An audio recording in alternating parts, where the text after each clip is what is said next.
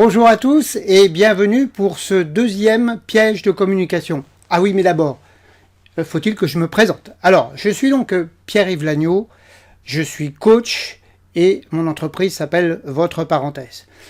Pour moi, le coaching, c'est vous accompagner de façon personnelle ou professionnelle à sortir de vos difficultés et à trouver vos solutions de façon à ce que vous soyez plus serein et plus efficace dans votre façon d'être au quotidien. Je suis dans l'accompagnement depuis 1991, cela fait donc maintenant 25 années d'expérience.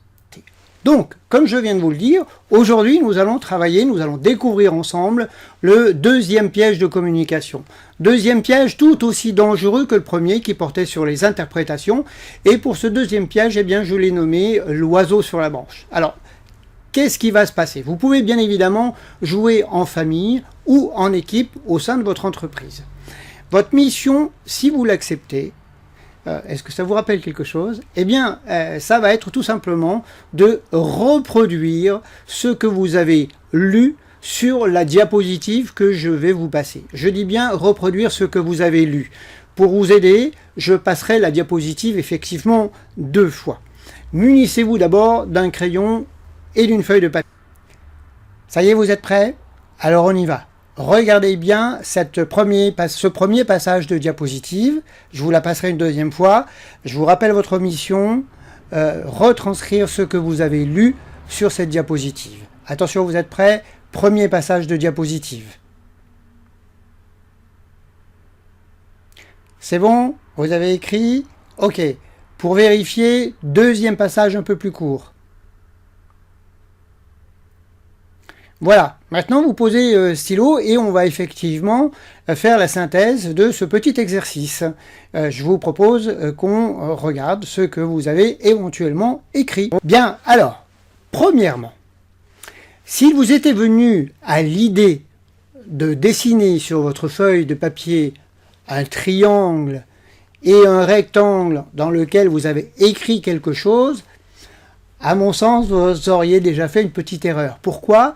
Parce que je vous ai bien dit, attention, retranscrivez ce que vous avez lu et non pas ce que vous avez vu. Ce qui pourrait déjà être une première interprétation.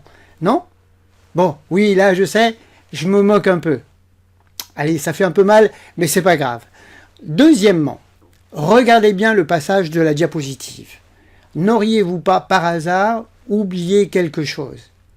Oui, effectivement, dans le premier triangle, regardez bien, je crois le là est écrit 2 fois. Et je crois bien que dans le rectangle, le accident du mois de 2 mai, donc le mot de a été écrit 2 fois. Et oui. Alors maintenant, tirons-en les conséquences. Qu'est-ce qu'on peut tirer de cette expérience-là? Tout d'abord, il faut simplement se souvenir que pour notre cerveau, il était évident qu'il n'y avait pas de répétition. Il a lu très vite, donc il ne pouvait pas y avoir 2 fois là, ou il ne pouvait pas y avoir 2 fois 2. Pour lui, c'était une évidence. C'était pas ce qui était réellement écrit, mais c'est ce que vous avez lu très vite. Eh bien, effectivement, le deuxième piège dans lequel nous risquons de tomber dans notre quotidien, c'est ce qu'on appelle les évidences. Il était évident qu'il était écrit l'arbre dans la forêt et l'accident a eu lieu au mois de mai. Alors effectivement, combien de fois dans notre journée trouvons-nous qu'un travail à effectuer, qu'une tâche à effectuer, qu'une mission à exécuter, c'est une mission évidente?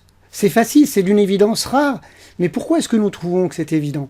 Tout simplement parce que c'est dans notre cadre de pensée à nous, dans notre cadre de référence, dans notre environnement à nous, dans notre éducation à nous. Mais pour celui qui est en face de nous, est-ce que c'est aussi évident que ça? Que ce soit notre conjoint, notre collaborateur, notre chef, notre charcutier, peu importe. Eh bien, c'est cette question-là que je vous propose comme outil pour ce deuxième piège. Vous posez cette question de temps en temps.